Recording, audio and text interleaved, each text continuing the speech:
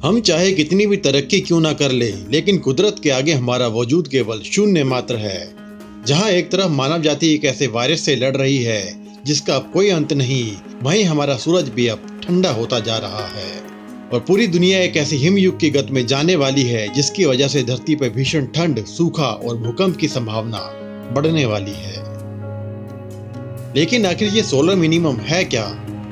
अंतरिक्ष वैज्ञानिकों के अनुसार हमारा सूरज एक खास प्रोसेस से गुजरता है जिसे सोलर मिनिमम कहते हैं। इस प्रोसेस के दौरान सूरज में बनने वाले सनस्पॉट का निर्माण बंद हो जाता है और सूरज की मैग्नेटिक फील्ड भी कमजोर पड़ जाती है। साफ शब्दों में कहे तो सूरज ठंडा पड़ने लगता है जिसकी वजह से धरती पर भीषण ठंड का दौर लौट आता है। यानी यह एक ऐसी अवस्था है जिसमें धरती से गर्मियों का वजूद लगभग खत्म हो जाता है और धीरे धीरे धरती एक ऐसे हिमयुग में चली जाती है जहां व्यापक स्तर पर विनाश आ जाता है।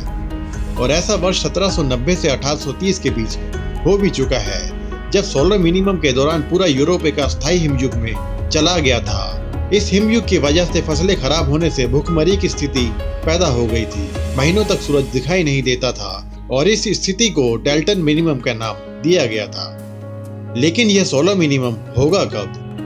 तो जवाब है, हमारा सूरज सोलर मिनिमम के स्टेज में जा चुका है, यानी हमारा सूरज ठंडा होता जा रहा है।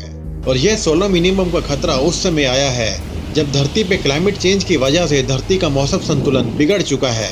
पूरी मानव जाति एक खतरनाक सुपर बग से लड़ रही है और धरती पर एक तीसरे महायुद्ध का खतरा मंडरा रहा है। ऐसे में अगर कोई अस्थायी हिमयुग शुरू होता है तो यह इंसानों के लिए बड़ा घातक साबित होने वाला है। नासा के अनुसार हमारा सूरज हर 11 साल में एक ऐसी अवस्था में जाता है जब सूरज का तापमान थोड़ा कम हो जाता है, लेकिन इस बार इसकी तुलना 1830 की स्थिति से की जा रही है। लेकिन इससे धरती पर कैसे व्यापक असर पड़ेंगे? इसका जवाब भी साफ है। अगर सूरज का तापमान कम होगा तो कई देशों में बर्फ जम सकती है, कई जगहों पर भूकंप और सुनामी आ सकती है, बेवजह मौसम बदलने से फसलें खराब हो सकती हैं, बेवजह भयंकर बारिश, आसमान से बिजली गिरने की दरों में वृद्धि और अनिश्चित जगह पर बर्फ का गिरना शुरू हो सकता है। और शायद इसकी शुरुआत हो भी चुकी है। आज पूरी दुनिया में क्लाइमेट चेंज की वजह से मौसम की स्थिति बिगड़ चुकी है। अकेले भारत के दिल्ली, यूपी, राजस्थान जैसे शुष्क जगहों पर बर्फ गिरना शुरू हो चुकी है। आए दिन मौसम में बदलाव आ रहे हैं, फसलें नष्ट हो रही हैं। अब भारत का मौसम इतना बदल चुका है कि मई 2020 में आई इस बारिश में केवल बर्फ ही गिर रही है और दिल्ली का हाल किसी हिल स्टेशन जैसा हो गया है। मौसम वैज्ञानिकों के अनुसार ये कोई सामान्य बारिश नहीं थी, इसका सीधा लिंक क्लाइमेट चेंज से था और आने वाले सालों में ये स्थिति और ज्यादा बिगड़ने वाली है। ऐसे में अगर सूरज की गर्मी भी कम हो जाती है तो धरती पर शायद कोई छोटा हिमयुग आ सकता है।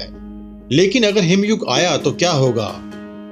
वैसे तो क्लाइमेट चेंज की वजह से वैज्ञानिक इसकी संभावना कम ही जता रहे हैं, लेकिन अगर धरती पर लॉकडाउन जैसी स्थिति लंबे समय तक बनी रही तो धरती का ठंडा होना संभव है। और अगर लॉकडाउन ना भी हो तब भी इसका असर धरती के मौसम पर जरूर पड़ेगा, जिसकी वजह से धरती पर भीषण ठंड, सूखा और भूकंप की संभावनाएं बढ़ने वाली है।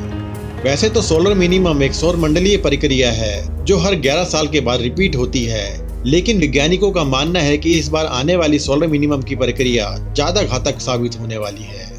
सबसे बुरा तो यह है कि दुनिया के यूरोप और अमेरिकन देशों के पास संभलने तक का समय नहीं है, क्योंकि ये सभी देश सुपर बग से जूझ रहे हैं। इन हालातों में अगर ठंड का दौर शुरू हो गया तो वहां भीषण तबाही निश्चित है। तो क्या ये धरती के अंत की शुरुआत है? यकीनन ये अंत की शुरुआत है, लेकिन धरती की नहीं बल्कि पूरी मानव जाति के अंत की शुरुआत है।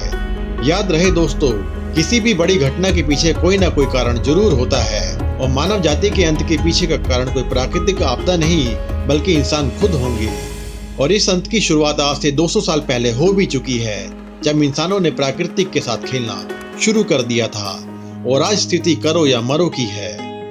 अगर आज हमने CO2 पे लगाम नहीं लगाई तो फिर हमारे पास बचने के लिए सिर्फ 10 साल, जीने के लिए 30 साल और धरती से विलुप्त होने के लिए मात्र 100 साल ही बचे हैं। और ऐसे में अगर हम 2030 तक अपनी धरती का तापमान 1.5 डिग्री से नीचे नहीं रख पाए तो फिर हमें बच्चे पैदा करना छोड़ देना होगा, क्योंकि तब उनके लिए उस धरती पर जीवन उस हद तक विकराल हो चुका होगा जिसकी तो आपने कल्पना भी नहीं की होगी।